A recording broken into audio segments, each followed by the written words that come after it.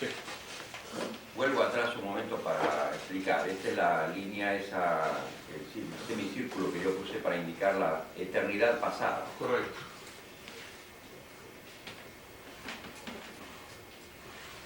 Este círculo indica a Dios. Este punto indica su propósito eterno. Dios está pensando, quiere algo, desde la eternidad. Estoy remarcando, estoy ilustrando lo que los apóstoles dicen cuando ellos revelan lo que había en el corazón de Dios desde antes de la creación del mundo. Aquí hemos puesto varias citas, Efesios capítulo 1, versículos 4 y 5, y Romanos capítulo 8, versículos 28 y 29, hemos puesto aquí como base.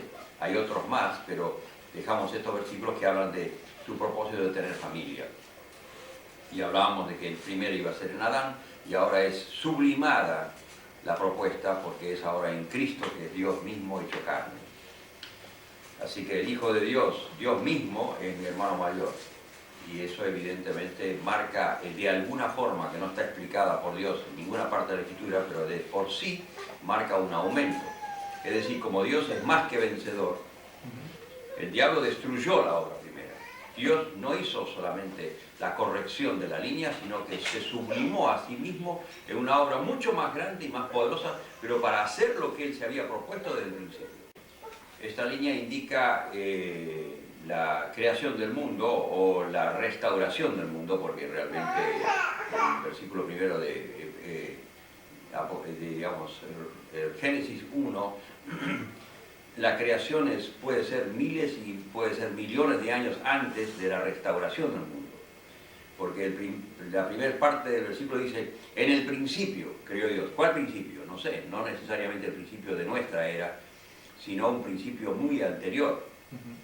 Creó Dios los cielos y la tierra estaba desordenada y vacía. Evidentemente, Dios avanza hacia una creación destruida. Evidentemente hubo una conflagración, una destrucción de todo ese mundo. Posiblemente eso tenga que ver con la caída de Lucifer. Pero en medio de la palabra esa del primer versículo de Génesis habla de la restauración de aquel caos que había. Muy bien. Entonces aquí está la creación o la restauración, y aquí está la creación de Adán, que es el próximo paso para el Señor cumplir su propósito. Aquí está la caída en el pecado, representada por esta línea descendente. Aquí está la redención como elemento fundamental para corregir lo que se había salido del camino. El estorbo del pecado que destruía todo fue por la grande, increíble, inenarrable misericordia de Dios y sacrificio eterno. Dios salva esa circunstancia y establece y restaura la posibilidad de tratar con el hombre a través de la redención. Y a través de la redención el hombre tiene comunión con Dios, se restaura la comunión con Dios.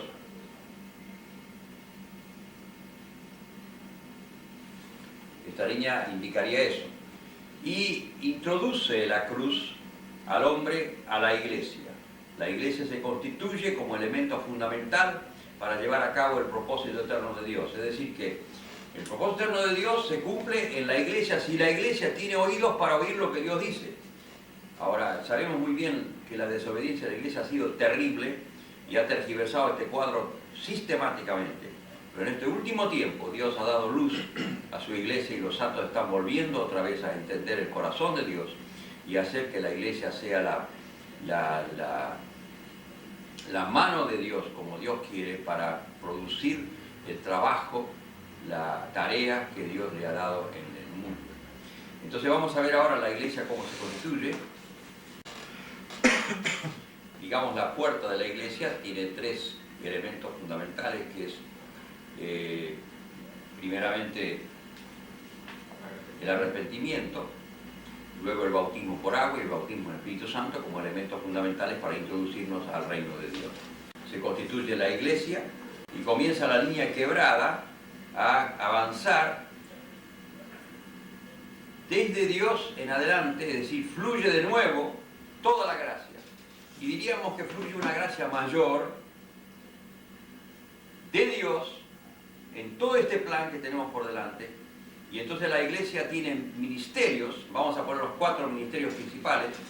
Estos 4 ministerios son apóstoles, profetas, evangelistas, pastores y maestros. Son los 4 principales ministerios que Pablo describe en Efesios capítulo 4. Ahora, lo que tenemos que trazar aquí cuidadosamente es no solamente el versículo 11, donde delinea los ministerios, sino el versículo 12, donde establece la razón fundamental que deben obedecer estos ministerios para producir lo que Dios quiere producir. Y aquí tengamos cuidado porque hemos perdido el camino en esto y tenemos que volver al camino que Dios nos indica. En el versículo 11 está la designación de los ministerios que el Señor puso en su potestad. El versículo 12 entonces es el que nos interesa ahora y donde dice a fin de, término de conclusión, aquí están los ministerios para tal propósito. ¿Cuál es el propósito por los cuales están estos ministerios? Según indica Pablo en el capítulo 4 de Efesios, versículo 12, a fin de perfeccionar a los santos para la obra del ministerio, para la edificación del cuerpo de Cristo. Bueno, entendemos bien que está mal la traducción, y tampoco no necesitamos ir al griego para saber lo que Pablo quiere decir ahí, porque tenemos una metáfora un poco más abajo que está designada en el versículo 15 y 16. Si leemos 15 y 16... Hasta que todos lleguemos a la unidad de la fe y del conocimiento, ese es el 13. 15. Sino que siguiendo la verdad en amor, crezcamos en todo en aquel que es la cabeza, esto es Cristo, de quien todo el cuerpo, bien concertado y unido entre sí por todas las coyunturas que se ayudan mutuamente, según la actividad propia de cada miembro, recibe su crecimiento para ir edificándose en amor. Ahora aquí Pablo nos habla de cuerpo, nos habla de un cuerpo concertado, es decir, no es un cuerpo puesto de cualquier manera amontonado, sino que es un cuerpo concertado armónicamente. Hay alguna armonía que tiene que darse a través de elementos que tienen que tenerse en cuenta. Y luego este cuerpo funciona por la coincidencia de la unión de los miembros. Al establecer cuerpo, establecemos miembros activos, porque al decir cuerpo, cada miembro tiene una función. Y Pablo aquí en esta metáfora está diciéndonos, siguiendo, crezcamos en todo, es decir, voy avanzando, sino que siguiendo la verdad en amor, crezcamos en todo en aquel que es la cabeza. ¿De quién? ¿De quién? Tomados de la cabeza, de Cristo. Todo el cuerpo, bien concertado y unido entre sí por todas las coyunturas que se ayudan mutuamente según la actividad propia de cada miembro. Se da cuenta que esta metáfora que da Pablo aquí tiene que explicar en forma práctica y meridiana lo que él está diciendo con la palabra a fin de. Así que si yo interpreto diferentemente la palabra griega katartismos a lo que Pablo dice aquí abajo, estoy equivocado.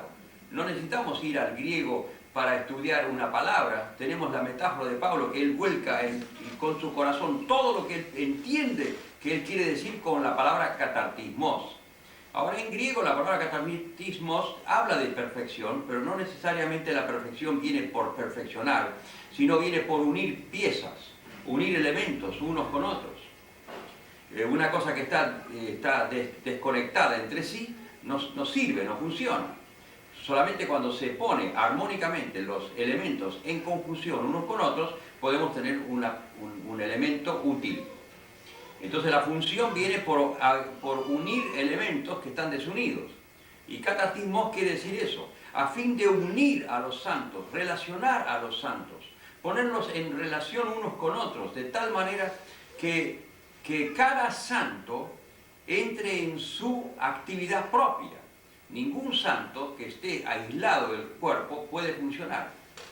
Tenemos que relacionarlo armónicamente en el cuerpo con alguno o algunos con quienes se va a concertar para que no sea un miembro solo, sino que se conforme células de unidad en el cuerpo. No es un cuerpo masivamente unido así como una enorme masa, sino que son ninguno solo, pequeños elementos de 2, de 3, de 4, unidos entre sí los elementos, y unidos cada elemento entre sí, van activándose, nadie solo. Evidentemente el punto principal es que ningún solitario anda en la iglesia del Señor.